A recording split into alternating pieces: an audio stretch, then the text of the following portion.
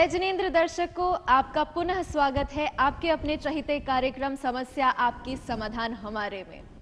Corona का period चल रहा है, ओमिक्रॉन की लहर चल रही है हमारे पूरे देश में, देश ही नहीं पूरे विश्व में चल रही है। आशा करती हूँ आप सभी अपने घर में स्वस्थ होंगे और जितनी भी सावधानियां हैं वो जरूर से जरूर आप उसको बरत रहे होंगे। कार्यक्रम में आज हमारे साथ पुनः हमारे बीच मौजूद हैं वर्ल्ड रिकॉर्ड होल्डर, जी हाँ, अंतरराष्ट्रीय वास्तुविद ज्योतिषाचार्य।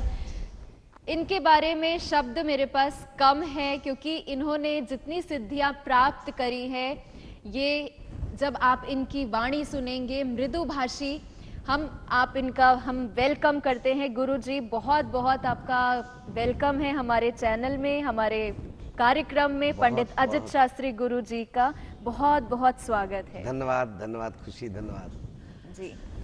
तो गुरुजी, आज जो हम कार्यक्रम कर रहे हैं उसमें एक बहुत ही प्यारा सा एक प्रश्न है हमारे बीच में कि लोगों के घरों में हम अधिकतर देखते हैं कि कोई ना कोई पेट का प्रचलन आजकल बहुत है। कोई डॉग रख रहा है, कोई पैरेट रख रहा है, तो किसी के घर फिश है, तो बहुत सारी चीजें रखे ही रहते हैं पेट के लिए। टॉर्टॉइज है, तो क्या ये पेट का होना हमारे घर में शुभ है?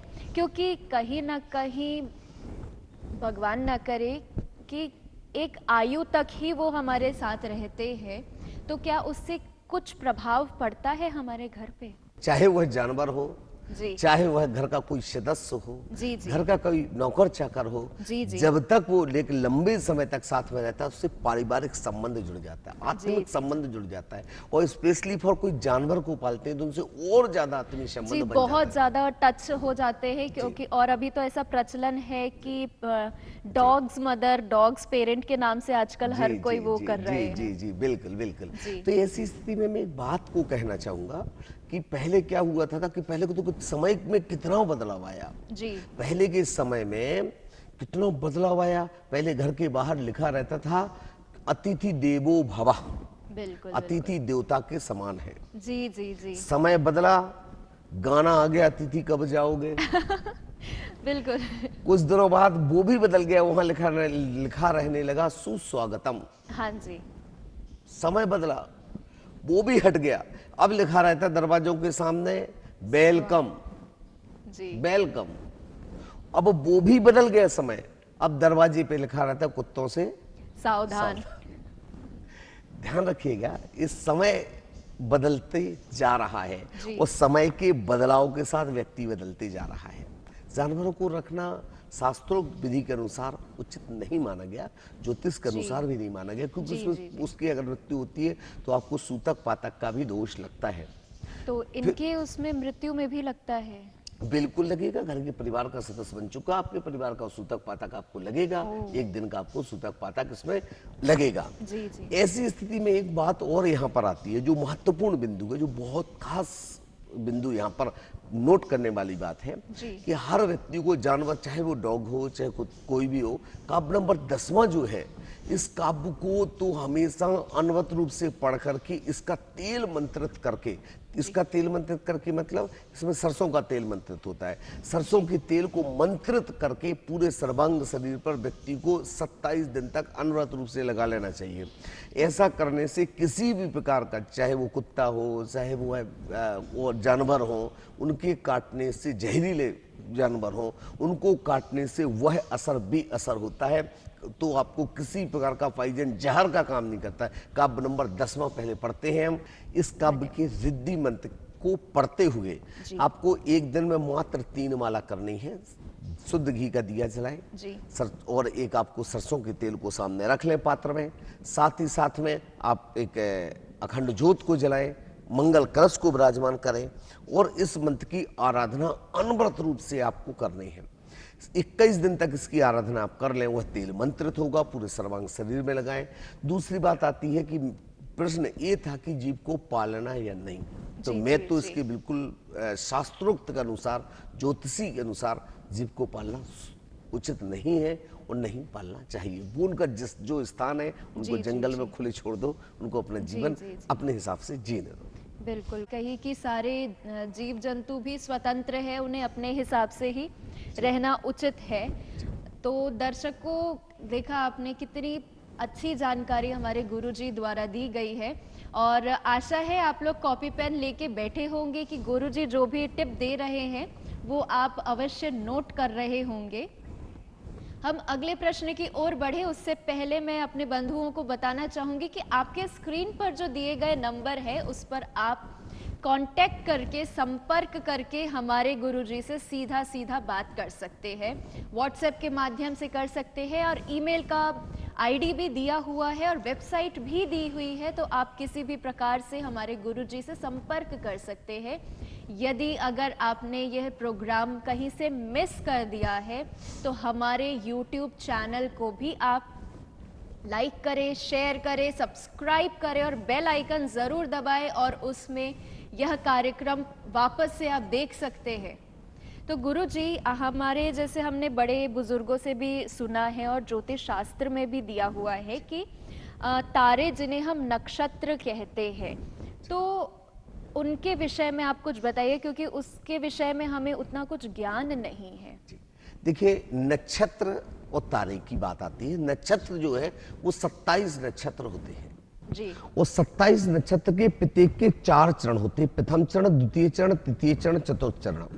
तो अगर उनके चरणों को अगर हम देखें तो अगर 27 नक्षत्र और 4 चरण तो 108 हो जाते हैं।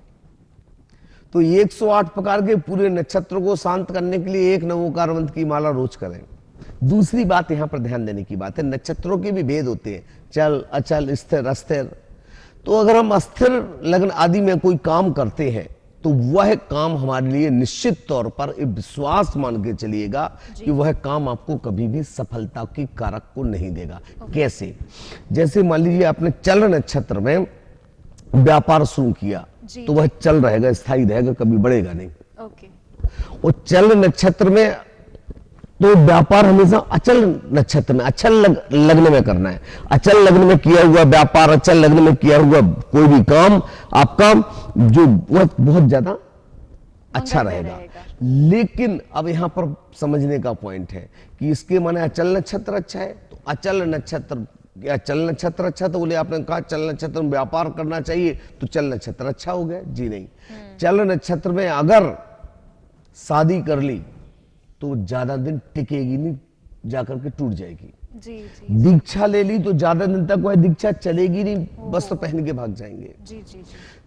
तो वो अपन को चल नक्षत्र में करना है। इनके अलग अलग भेद होते हैं, अलग अलग प्रकार होते हैं, अलग अलग वस्तु होते हैं। जब नक्षत्र के आधार पर जब किसी जातक का, किसी बच्चे का जब जन्म होता है तो जन्म के समय चरण निश्चित हो जाता है कि इसका स्वाति नक्षत्र के प्रथम चरण, द्वितीय चरण, तृतीय चरण या चतुर्थ चरण किस चरण में जन्म हुआ। जी। उसका जिस चरण में जन्म होता है उसके आधार पर उसका फलादेश होता है, उसके आधार पर उसका पूरा जीवन यापन महत्वपूर्ण हुआ करता है। जी। हाँ जी।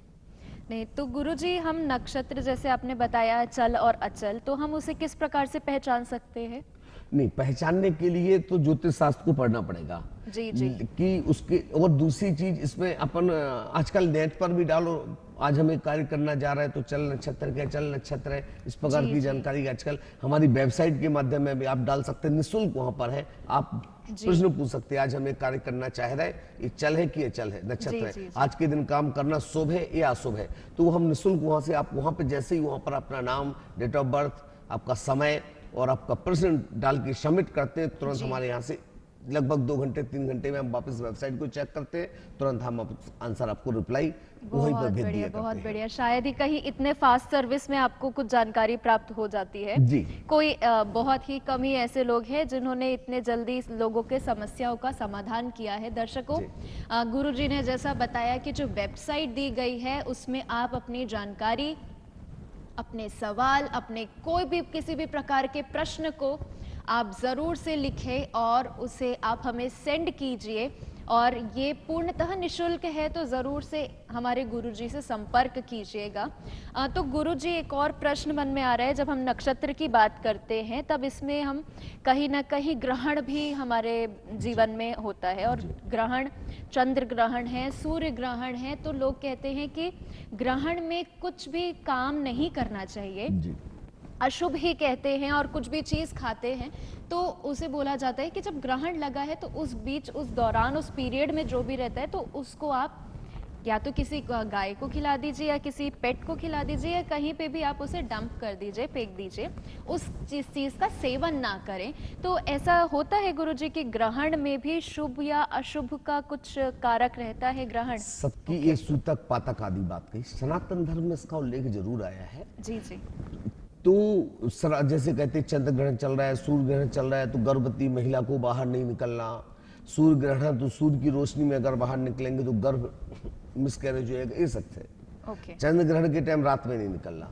दूसरी बात यहाँ पर आती है, अगर स्किन डिसीज हो जाती, किसी को खुजली हो जाती, पूरे चर्म रोग हो जाता, बहुत चीजें हो जाती हैं, तो पूरे शरीर को ढक के निकले, ये सच्चाई है, क्योंकि उसके उस समय वैसे रिफ्लेक्शन पड़ते हैं। ये वैज्ञानिक कारण है इसका बहुत बड़ा, उसको समझना। लेकिन दूसरी बात आती है कि एकमात्र कि चंद्र ग्रहण सूर्य ग्रहण सिर्फ अशुभ है, नहीं साहब, ये सबसे बड़ा शुभता का भी कारण है। शुभ का कारण किस प्रकार, मतलब क्योंकि हमने बचपन से वही दादी नानी वगैरह से सब तो यही सुना है कि जब ग्रहण हो तो कोई शुभ कार्य ना करो। और मैं कहता हूँ ग्रहण है तभी शुभ काम करो। क्या बात है, क्या बात है, क्या शुभ काम करो बताता हूँ मैं आपको। जी जी जी। आपको उस ग्रहण के दौरान अगर आप कोई जाप करते हैं जी, आप किसी प्रकार की साधना करते हैं जी, चाहे भक्तांबर की साधना हो, चाहे किसी भी प्रकार की साधना हो, उस दौरान अगर आप करते हो तो 1000 गुना फलदायी होती है। जिसकी आपको 1000 माला करनी है, वो मात्र ग्रहण के दौरान 100 माला भी कर लोगी तो 1000 की माला के बराबर का फल मिलेगा और वो सिद्धि प्राप्त होगी। चंद्र ग्रहण और सूर्य ग्रहण के टाइम किसी भी मंत्र की जाप आराधना करके अगर आपको सिद्धि करना है तो उस समय सिद्धि की हुई 100% सिद्धि को ही प्राप्त होगी। बाकी 365 दिन में, बाकी के दिनों में अगर आप करेंगे तो प्रयास करते रहेंगे, सफलता ना मिले। उस दिन एक काम करना चाहिए आपको, एक आसन करो, उपवास करो, नीरस भोजन करो और उस दिन लगातार अनवरत रूप से तीर्थंकरों की जाप आराधना करें, भक्तांबर का ध्यान करें, तो वह आपके लिए अनेक शुभ का कारण बनेगा। वो आपके सारे जीवन के कष्ट भय उपद्रवों को दूर करने में सहायक सिद्ध होगा।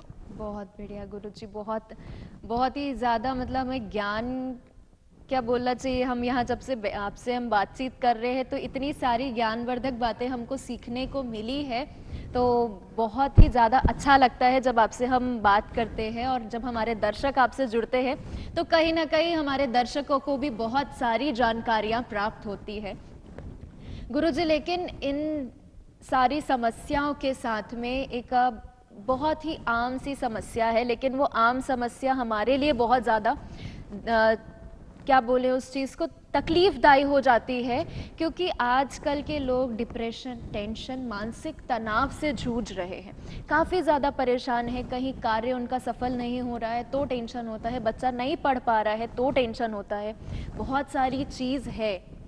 तो गुरुजी कृपया इस चीज़ का निवारण करें कि वो टेंशन, डिप्रेशन, मानसिक तनाव को वो कैसे दूर करें अपने पास। बहुत बढ़िया, बहुत सुंदर। देखिए, अगर आपको मानसिक तनाव, टेंशन चल रहा है जी, डिप्रेशन में है आप, और चूंकि मैं तो देखता हूँ आज की डेट में हर व्यक्ति को कुछ ना कुछ टेंशन तनाव तो है ही जी, बड़े हो या छोटे हर किसी को तनाव है। हाँ, चाहे पढ़ाई का हो, चाहे व्यापार का हो, चाहे नौकरी का हो, चाहे किसी प्रकार का हो। जी जी जी। लेकिन इसके लिए सबसे बेस्ट तरीका होता है, बाजार में मलयागिर चंदन आता है। चंदन के भी कई भेद हैं, जैसे मलयागिर चंदन है, मलयागिर चंदन के अलावा लाल चंदन है, हिमगिरी चंदन है, कई प्रकार के सफेद चंदन है, बहुत चंदन के भेद हैं। जिसमें मलयागिर चंदन जो होता है, उस मलयागिर चंदन के पेड़ में हजारों सांप लिपटे रहते हैं। वो मलयागिर चंदन इतना अद्भुत चंदन होता है, उसे पत्थर पर घसे जी जी, मतलब जो चंदन घसने का स्थान होता है उसमें घसे, और चंदन घसने के बाद माथे पर आज्ञा चक्र पर यहाँ पर तिलक लगाएं। जी जी जी। तिलक लगाने के बाद आप ध्यान करें जी,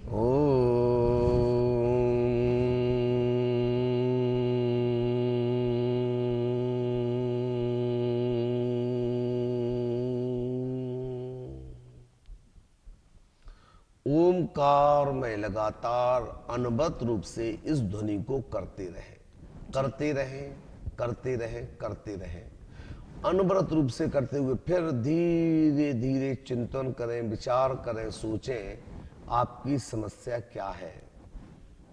वह समस्या धीरे धीरे सनई सनई आपसे दूर जा रही है, धीरे धीरे सनई सनई आपसे परे हटते जा रही है।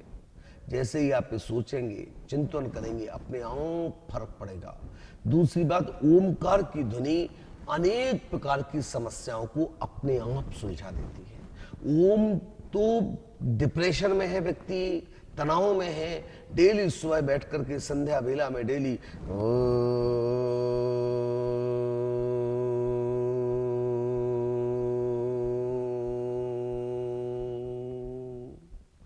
इस प्रकार से लगातार वह ध्यान कर सकता है। और इसके अलावा ये प्रयोग करने के अलावा कुंडली से भी पता चलता है कि आपके जीवन में किस प्रकार की परेशानी है, तो उसको दिखवा करके अपने जीवन में सुख शांति समृद्धि में बनाएं। सभी से हम पुनः रिक्वेस्ट करेंगे कि आप सभी टेंशन मुक्त रहिए। आप टेंशन मुक्त रहेंगे तो हमारा पूरा विश्व खुश रहेगा। तो आपके मन में जो भी प्रकार के किसी भी प्रकार के सवाल हैं, यदि आप किसी भी प्रकार से जूझ रहे हैं तो हमारे गुरुजी से संपर्क कर सकते हैं। हमारे स्क्रीन पे दिए हुए नंबर हैं जिनमें आप बिना संकोच के कॉल करके अपनी समस्याओं का समाधान कर सकते हैं।